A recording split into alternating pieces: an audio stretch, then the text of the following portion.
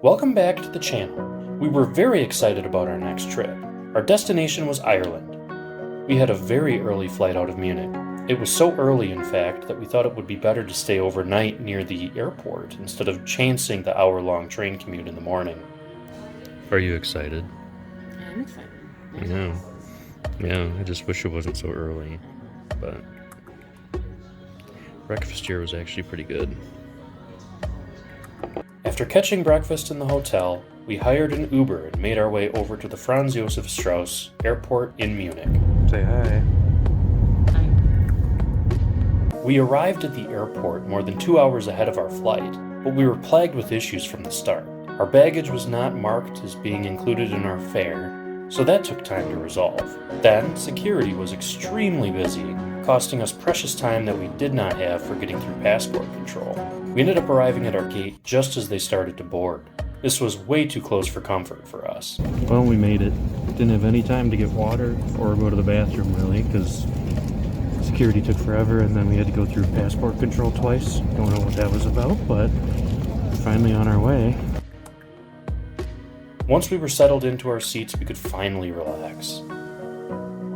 We pushed back from the gate only a few minutes late, and we started the long taxi towards the runway.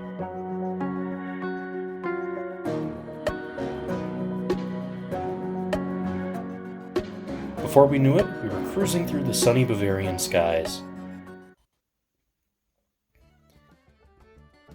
The flight itself was a little over 2.5 hours long, but it didn't seem even remotely that long before we started spotting the British Isles below us.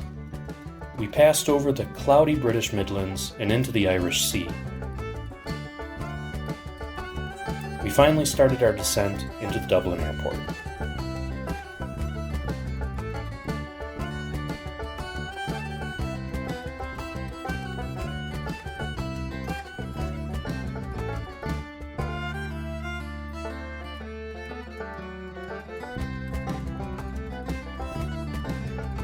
As we taxied to our gate, we were filled with anticipation. We had heard that the Dublin airport was a mess. Airport officials at this time were asking passengers on departing flights to arrive 4 hours or more early. If they had checked baggage, they had to arrive even an hour earlier than that. And it was true, inside the airport there were definite signs of chaos. It's a little concerning that there's baggage everywhere here.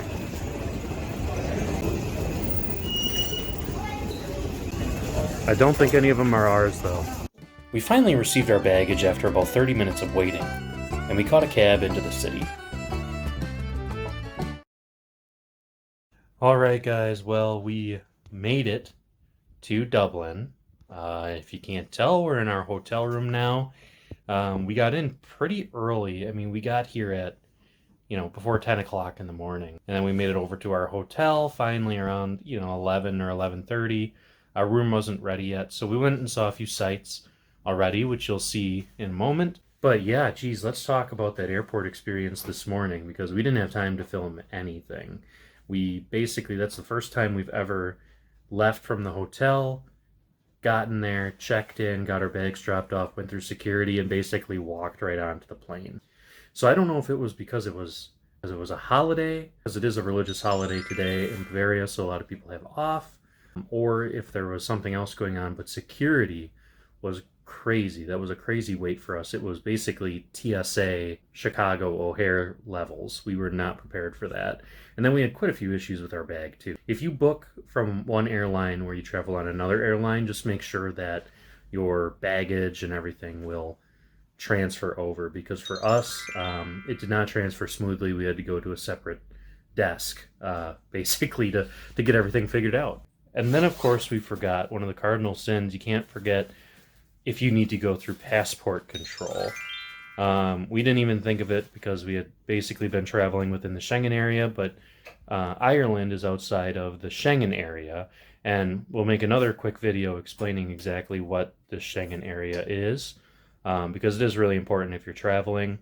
But basically, Ireland is not in the Schengen area, so we have to go through passport control when we fly out of Germany, and then passport control again when you land in Ireland. Basically, Same thing you'd go through if you came from the US or Canada to one of the countries over here in Europe. But once they stamp you in a Schengen country, you can travel freely without showing your passport or anything, basically in all of the Schengen countries. So we weren't prepared for that, which just created a lot of extra stress. I mean, we didn't even have time to buy a water, which we usually like to do before getting on a flight. So that was a little stressful.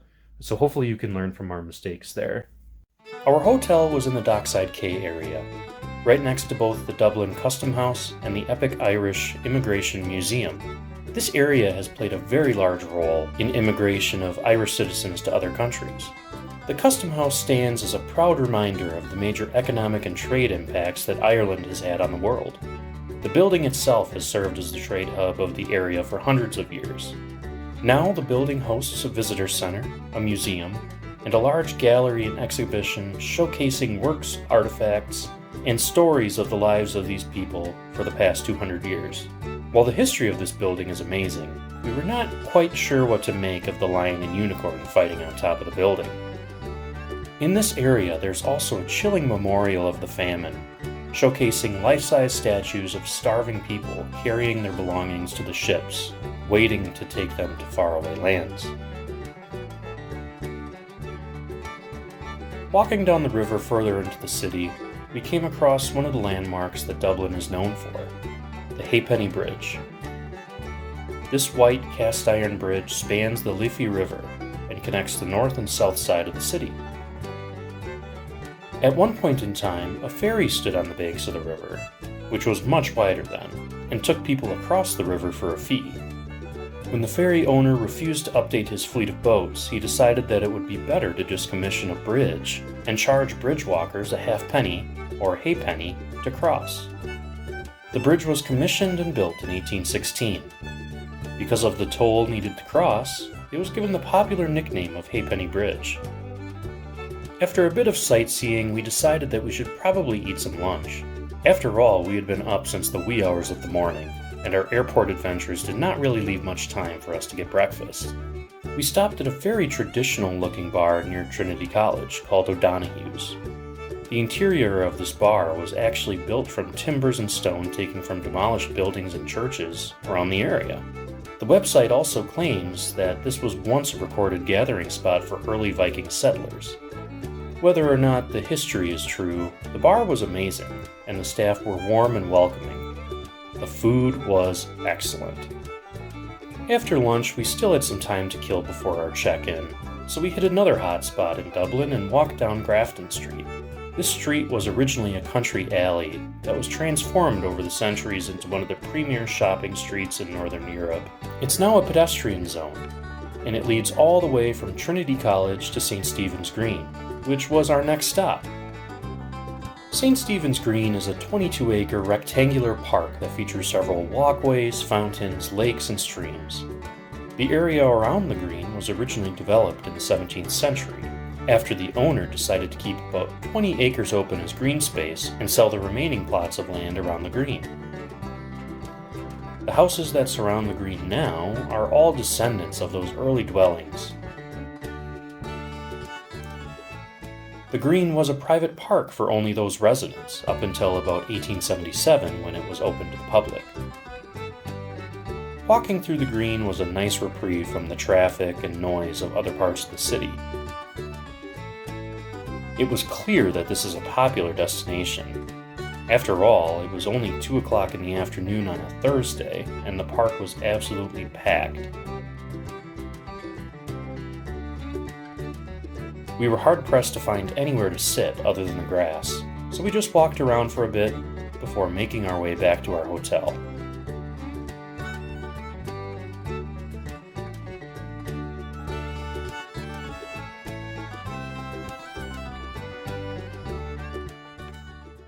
Alright guys, well we just rested up after our flight this morning and then going all over the place this afternoon, seeing a bunch of sights. We're going to the Temple Bar area to see if we can't find a good restaurant with some traditional Irish fare. That's what I'm looking for. Yeah. I want traditional Irish stuff, so I don't know, Catherine might get a burger again. We'll see. No. Contrary to what many tourists believe, Temple Bar is actually the name of the neighborhood to the south of the Liffey River. and it's touted as the cultural center of the city. Many people do know of the Temple Bar pub simply because it shares the name of the area, making it by far the most popular attraction in the neighborhood. The entire area is filled with great bars and restaurants, and we found dinner in the Shack restaurant, which was located right next to the Temple Bar pub.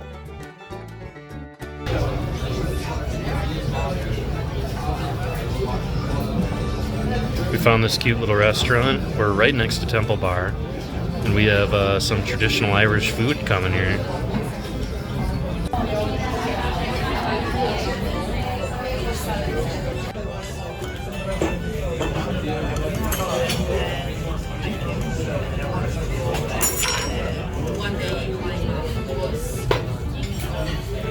So we just got done at the Shack restaurant right across from Temple Bar. It was really good. Really good. Huge portions though. We weren't able to finish it. Yeah, so very rare for especially you. yeah. On the way back to the hotel, we decided to have another cold one in a venue with live music. Something that's not very difficult to find here.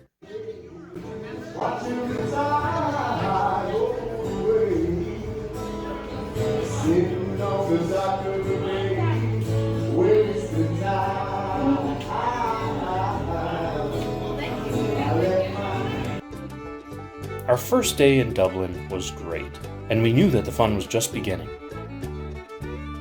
Thanks for watching this video, and be sure to watch our next video from Dublin where we visit some of the churches, cathedrals, and castles of the city, as well as wetting our lips at the Guinness Brewery and Jameson Distillery. See you next time!